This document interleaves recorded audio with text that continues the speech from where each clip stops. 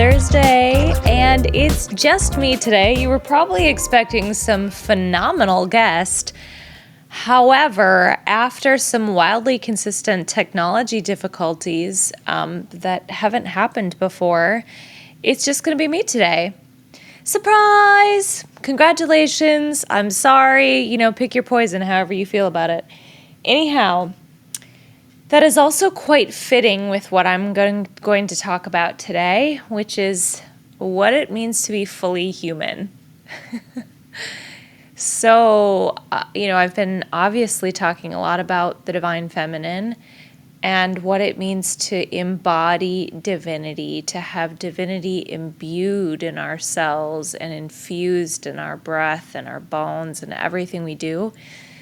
And isn't that magic-y? It's so magical. Simultaneously, we are fully human, which may not feel as magic sometimes, but I believe that it is just as magical.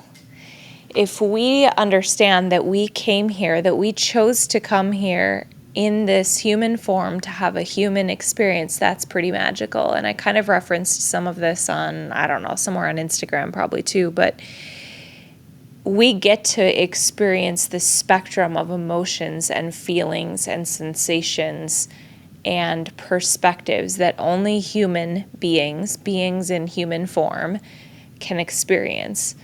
And so, I think a lot of times we feel like we need to be perfect or we need to aim for some existential, enlightened state, and we forget that we are here as humans. And you've heard me say, and I think my intro says, I'm on a journey. And I am on a journey, and I think it would be misleading to only take you on the parts of the journey that feel like fairy dust. And this isn't in the mud, but this is in the earth. This episode is a little in the grass. So I'm going to give you what I got, because we're on a journey together, and this leg of my journey feels different than the last legs have felt, and this is what it is to be human. So when I realized that I was going to put an episode out today, I sat down with my journal and asked Goddess what to talk about today, and this was that. And out of that came a little bit of writing, so scribing. So here's what I've got today. This week, we're going to speak to your humanness, rightfully so, because we've been dismembered.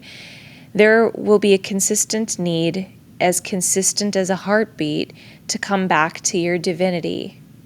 And it is important to remember that we all came here to be human as well. So what does this mean?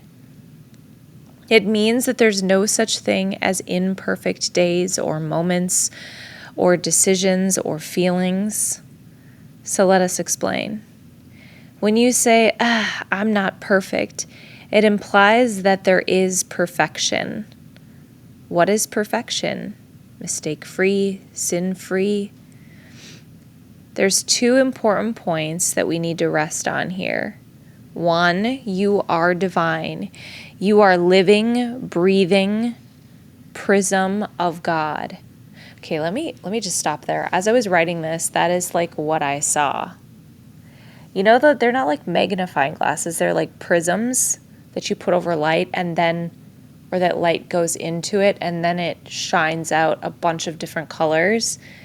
That's what I saw when I was writing this. So we are that. We are divine, and when divinity enters our bodies and we are vibrating at a high frequency, we become a prism that light shines out of us. Yeah, that's fairy dust stuff. There's your fairy dust for the episode. So, in that sense, you actually are perfect. So we are perfect in that sense. Number two, the second point that we must rest on. To be human is to be perfectly imperfect. I'm going to pause here a second too. it's really hard to put words to things that don't have words. So perfectly imperfect feels out of place, but it's the best we could do with words here. So to be human is to be perfectly imperfect, meaning it is the living, breathing part that merges with the divine. The part that trips and falls and gets humbled, feels pain, that gets stuck, that enjoys, oh, this is X-rated, this is R-rated, sorry. The part that gets stuck, the part that enjoys a good fuck and a god fuck. To be human is to learn. I'm blushing over here, you guys. There's only like 30 people that are going to listen to this one anyways, right? I digress. Okay. Okay. So to be human is to learn. What's the phrase that you say? You learn from your mistakes. So at this point in my scribing, I was led to go look up the etymology, which means the root meaning of the word of mistake. And it's two parts, miss, M-I-S, and take. Mistake is a false judgment or a false choice, but it does not imply moral ambiguity. It is altogether gentle. So it was comparing the etymology of the word mistake to the word error. And error had to do with the character of the person making the decision, and mistake didn't have a moral quality to it. It just means almost like a miss, like a misaim, a misfire, a misstep, a mismarking, and then taking means to what it means, take. So you kind of aim a little off, and then you take it, and then you learn from it. So mistake is not like a moral failing. What is morality anyways? That's for the next podcast. Okay. And this, so mistakes, and this is what it means to be human. It is part of your human design, and it's perfect, just as it was intended to be. So there's more that I was writing, but let me just kind of try to pull some of these dots together. If we are here to be human and to be divine, but remember that we came into human form for a purpose, part of that purpose is evolution and learning and remembering. And I keep pausing on that word, remembering. What I mean by that, if you didn't listen to the last episode, is that it is the opposite of being dismembered, which is kind of gory. But like remembering is actually pulling back in parts of us that we've forgotten, whether they're deep inner soul things, whether they're lineage, ancestral things, if you believe in past lives, that kind of stuff. So we're remembering all of who we are, and that's a part of why we came here as humans, is to remember that and fully express that and fully live that. And it's to learn and evolve. And so how do we learn? Which was writing in here earlier, what's the phrase that we say? We learn from our mistakes or our missteps or our little misaims. But I think it's like, again, really hard to find the perfect words, because I don't know that there's always just this perfectly right next thing or wrong next thing. I think we just, we make a choice. That's part of the mistake. We make a choice, and then we might look back and go, oh, that was maybe not quite right. So we learn from it and move forward. And that's the part of being human that is falling and failing and working with shadows and feeling upside down sometimes in life. And the aim isn't to be constantly ascending to this enlightened state. I don't think. I might change my opinion on that. Like if I talk to an alien or something and they tell me otherwise. I don't think that's the aim. I think the aim is to love deeply, be divine, be fully human, have this human experience, fall on our face, pick ourselves up, have some raw feelings, go through these different emotions of being human, and then Then maybe next week you feel pretty divine again. It's a cycle. I ended my scribing with this phrase, just be gentle with yourselves. Compassion is wholly underrated. What does it feel like to be gentle with ourselves? Like really gentle with ourselves. And have you had anybody be gentle with you? Or have you caught yourself ever being really gentle with somebody else when maybe you would snap in impatience or be angry? What does it feel like to actually have an unexpected gentleness in somebody that is in relationship with you or with yourself? So what does it mean to really be gentle with yourself? Now, maybe let me pause, and I say that phrase a lot, let me pause. Anyways, I'm going to tell you a little bit about where this is coming from in my life. So the last month, I just wrote a post on this on Instagram too. The last month has been like very disorienting for me. My position was eliminated, so I decided to be fully self-employed again, which is so exciting, and I've got some great things happening, which is great, but that's a huge transition from being highly extroverted in a very high octane leadership position that's very visible and constantly working with people to solo. Holy smokes, that's a big change for me.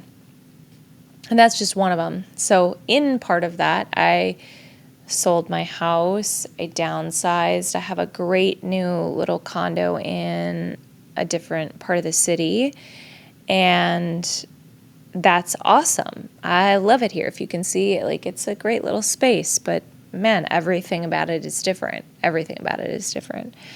And my oldest daughter, it just graduated, and there's feelings with that, and feelings with the our close relatives, and my ex-husband and his family, and navigating new dynamics there, and that's all great. It was so positive. It was so positive, such a great experience, but like, holy smokes, a lot of new dynamics and different energy to just process. So there's all of that happening. And then I'm doing all this, like, I'm in a class doing shadow work. Exploring the underbelly of my wounds. That's a whole thing. Okay, so all of that is happening. Simultaneously, I have been, as you know, stubbornly committed in the best way possible because it feels so right and so in alignment to be living in my feminine energy, like, or just really aware of integrating that. And what I mean by that primarily in this way is like being open energetically, open to love, not shut down, not constricting, not closing in on myself. So through all of this change, when feelings come up, the old me would have physically constricted. If you're in tune with your body, you know what I mean, which I wasn't always in tune with my body either, so maybe this doesn't make sense to you, but I could even feel the difference in my back. Like this week, for the first time in I don't know how long, I had constriction in my back, like between my ribs. My body was starting to constrict. And I actually did a guided breathwork session with an amazing woman. Shout out, you know who you are. Someday she'll be on the podcast, and someday we're going to do some events together. The most powerful breathwork session that released the muscles in my back and moved the energy. This is a part of my commitment to staying open. So if feelings are coming up, I'm going to allow myself to feel them rather than barrel through and constrict and close in on myself. With all of this that's happening, that's a lot of feelings. It's excitement, it's sadness, it's grief, it's loneliness, it's confusion, it's frustration, and that is what it is to be human. And part of my commitment in this podcast is to just show up as I am. And some days it's giddy and super joyful, and sometimes it's sad, and sometimes it's exhausted. And right now, it is the night before publishing again. I'm basically in my PJs. It's 10:45 p.m. I do have a glass of wine poured. I've only had one sip so far. And this is me. This is what you're getting. And I want to share this with you because this is also a part of integrating that feminine. The feminine is feeling. And believe me, I have worked the muscle. I could flip a switch right now if I wanted to and be like, I'm good. And I could flip into business planning mode, and I could go balls to the wall on that. But that's not what feels in alignment for me right now. So here I am. I don't know. You can connect the dots for yourself. Wherever you see yourself in me is awesome. Where you don't, that's great too. And the moral of the story is pretty, hopefully, graspable for you, which is that we're all human. We're all human. We all have stuff. We all have feelings. And here I want to pull it together with you. I wrapped up reading one of my Mary Magdalene books called Mary Magdalene Revealed by Megan Watterson. And of course, this came to me today as I was thinking about this cycle of being fully human, fully divine, fully human, fully divine.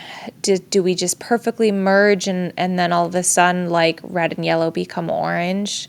No, it's I'm red, then I'm yellow, I'm red, then I'm yellow, I'm red, then I'm yellow. Maybe I'm a little twinge of orange, but I think that it's this cycle. It's a bit of a cycle, whether it's hour by hour, day by day, season by season, that we feel like we're moving in and out of that. And that's normal for our experience because we're not angels. We are goddesses, though. And we're human. Okay.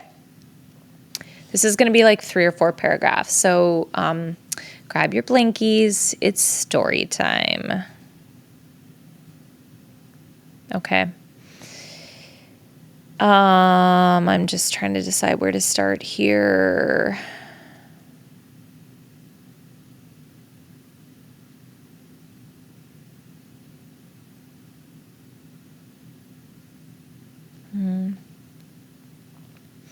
I'll just give you a little bit of the backstory on what she's saying here. She's talking about this challenge of what it means to be human and how sometimes it can be really overwhelming with what's the next thing that I do? How do I move forward? And for me, I'm really, really feeling that because for the first time in my life, I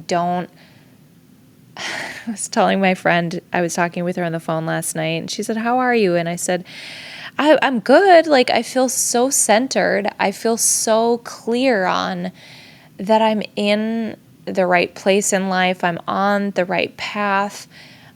This is the first time in my life that I'm not sticking a stake in the ground somewhere out in the future. I'm not a year from now, I'm going to be blah, blah, blah. Or this is what I'm doing. I literally am all I want to do is read about Mary Magdalene and mermaids and do the podcast and coach. I am, and I have kids. I am doing other stuff, but I don't have I don't have a finish line right now. You know what this is? This is art. And I just started reading Rick Rubin's book about, what's it called? The Creative Act, The Creative Life, I think. I just started reading it, but the first few pages he talks about that, our opportunity, our work as creatives, we are all creatives, is to look at our life as an act of art. And that's what it feels like right now. Art to me is such an evolution. Music, think pottery, think I'm going to start a painting, and then all of a sudden it takes me in a new direction. This is what it feels like I'm doing right now, where I'm oh yeah, I'm definitely doing the podcast, and I'm coaching some people, and I'm, working out, eating peaches.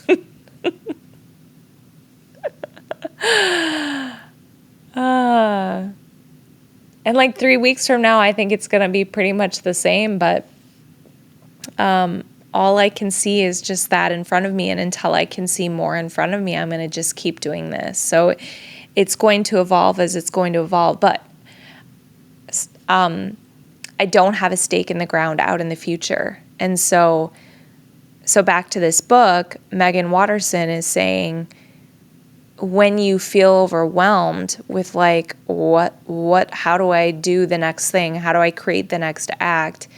She's saying that this author is saying when she's overwhelmed with writing or how to create the next act, she turns to Hemingway's reminder. So this is where I'll pick up the story, the bedtime story or the morning time story, if that's when you're listening. She says, I turn to Hemingway's reminder. All you have to do is write one true sentence. Write the truest sentence that you know. We just have to tell each next truth we hear from within. And this is what frees us from the very unique cages our own egos have constructed for us. Okay, pause. I am feeling that. That's what I'm doing right now. Because I was like, I don't know what to do on this podcast today. I'm telling the next truth that I hear from within is what I'm sharing today. And frick, is it freeing me from the unique cage of my ego? Probably. Because I don't feel extremely prideful right now. I get silly at night. So it's probably best that I don't record most of these in the night, but this is what you're getting. Okay, unpause. The perfect or true human is anchored into this love and also is equally still and for as long as we have a body, this raging ego that will resist the death this love demands. So it's all part of the process. It's part of what it means to be spiritual and to be perfect. And to be an absolute mess at times. To fall flat on our egos and scream, for example, while sobbing in the shower, or to storm out of a situation you couldn't possibly handle calmly in the moment. The good news is that it's just alpha and then omega ad infinitum. Ad infinitum. Infinity is what that means. It's just a constant return, a myriad of opportunities to come back to this voice of love inside us. And we can spend less and less time away from it or feeling as though we're separate from it or aren't worthy of it if we choose to. But being human isn't the failure. Being human is the soul's chance to be here. The guru, the saint, the magi, the perfected ideal of yourself that can radiate beams of light like Princess Fiona after Shrek's true love kiss and remain that way is an illusion. This is often used as a way for us to feel inadequate, to constantly compare ourselves, to constantly suggest to ourselves that we're not there yet, we haven't arrived. The good news is we never arrive, none of us. Not even the holiest person you can think of in this moment, like Oprah or the Dalai Lama. We never get there. That's the whole point of being human. The point is to constantly arrive. For some of us, with each breath, we constantly return to love. This is the good news, that we can, that it's set up this way, that no matter who we are or how long we've been separated from feeling the presence of love, it's actually right here within. I mean, she probably says it a little bit better than I just did. Isn't that the perfect summation? That's a perfect summation of what I've been saying. And I probably am saying it because I just heard it from her book. And it's stuck with me in my bones. So we're fully human. We're fully human and fully divine. And that is a wild experience to live. So if you're falling on your ego today, congratulations. You're living the human life. And that's what's meant to happen. And all you need to do, breath by breath, is return to home, return to center, return to love. No matter how long you feel like you've been away, it is always within, always within, always within. Ooh, yeah, always. Okay. Before I say goodbye, I do want to tell you I have some really great guests coming up. I have a woman named Maggie that I am chatting with tomorrow. She's a human design consultant, and she is a true gem, like a prism gem. I think I can let the cat out of the bag. I won't totally let the cat out of the bag. I'm having my first repeat guest, and you all loved him. So there's a couple clues for you. He's coming back on in the next couple weeks here. We got some good things in the queue is what I'm saying. Thank you all for joining me. Thank you for listening. A quick ask. If you haven't, do me a solid and follow the podcast, will you? And even like a really, really, what's the word? Another ask. If you could leave a 5-star review, if you feel the 5 stars, that would be amazing. You don't even have to leave words. Words are great, but both of those things help the podcast with AI just get pushed. And as the podcast platform grows, it does give me opportunities to invite different guests on and do some exciting new things in the future with the podcast and the platform. So that would help. That would just like, if you're taking anything and you just want to say thank you, those would be wonderful little thank yous. In the meantime, thank you, thank you, thank you. I feel so